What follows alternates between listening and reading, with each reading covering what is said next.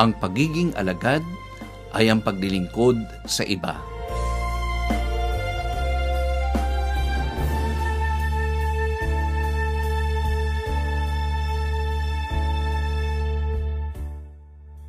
Habang papalapit na sila Jesus at ang kanyang mga alagad sa Jerusalem, ipinaalala uli ni Jesus sa kanila sa ikatlong pagkakataon ang tungkol sa kanyang paghihirap, kamatayan at muling pagkabuhay.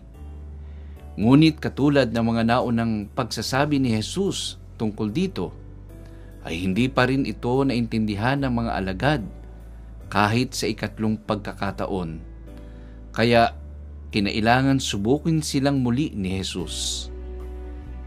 Ipinakita ni Juan at Santiago kung gaano nilang hindi naintindihan si Jesus noong hilingin nila kay Jesus na maupo ang isa sa kanila sa kanan at ang isa naman ay sa kaliwa.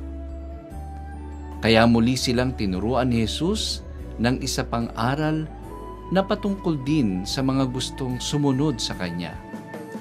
Ang isang alagad ay maging lingkod at alipin ng lahat.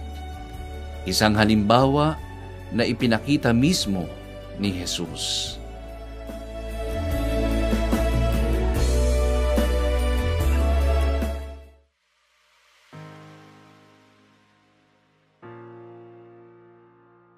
Paano ba natin maiintindihan ang pagiging alagad na naglilingkod para sa ibang tao?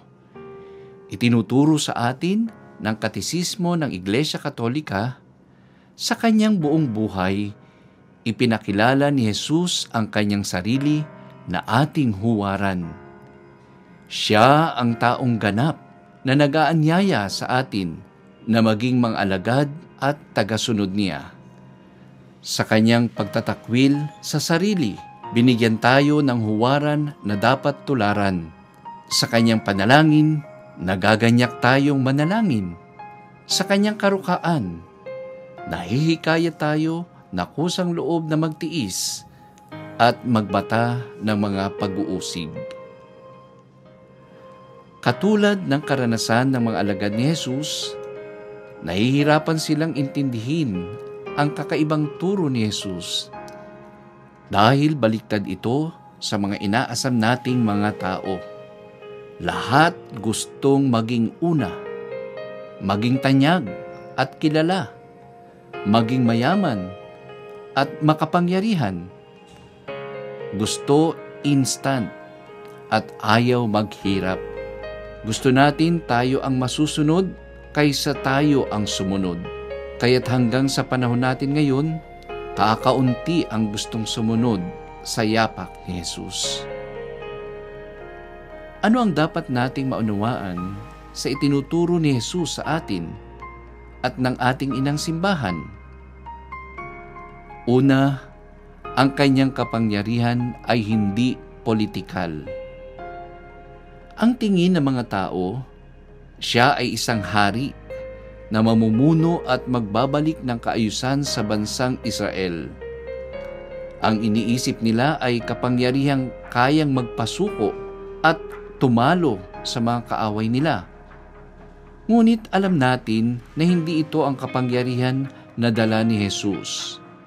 Ang kanyang kapangyarihan ay pag-ibig na ipinakita niya sa paglilingkod. Ikalawa, ang pinakadakila ay dapat maglingkod. Laganap sa ating panahon ngayon na ang mga nasa itaas na pwesto at kalagayan sa buhay ang pinaglilingkuran ng mga mahihirap. Ngunit ang aral ni Jesus ay kabaligtaran ng gusto. Ang mga nasa itaas ay maglingkod sa mga mahihirap at nangangailangan. Hindi katulad ng kahilingan ni Santiago at Juan na maupo sa kanan at kaliwa sa kaharian. Ang dakila sa kaharian ay iyong mga naglilingkod sa iba. Ikatlo, ganito ang maglingkod. Ang ibigay ang buhay para sa iba. Sa Jerusalem kung saan sila papunta, ay iaalay ni Jesus ang kanyang buhay para sa marami. Ito ang sukdulang pagpapakita ni Jesus ng kanyang pagiging lingkod, ang dugong mabubuhos para sa marami. Lagi nawa nating alalahanin ang sinabing ito ni Jesus. Ang ibig maging dakila ay dapat maging lingkod.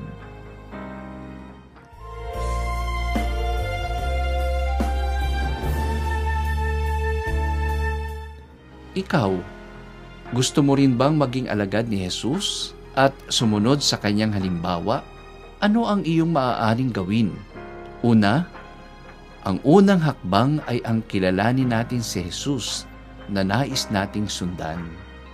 Kapag kilala na natin siya, mas mauunawaan natin ang mga bagay na itinuturo niya sa atin tulad ng paglilingkod sa kapwa.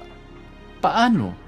Sa banal na kasulatan, sa banal na misa, sa ating katekesis. Ikalawa, sundan ang kanyang halimbawa ng paglilingkod sa kapwa. Ikatlo, katulad ng sinasabi ni Saint Mother Teresa of Calcutta, ang paglilingkod ay bunga ng pag-ibig. Gawin natin ang mga ito dahil sa nagmamahal tayo.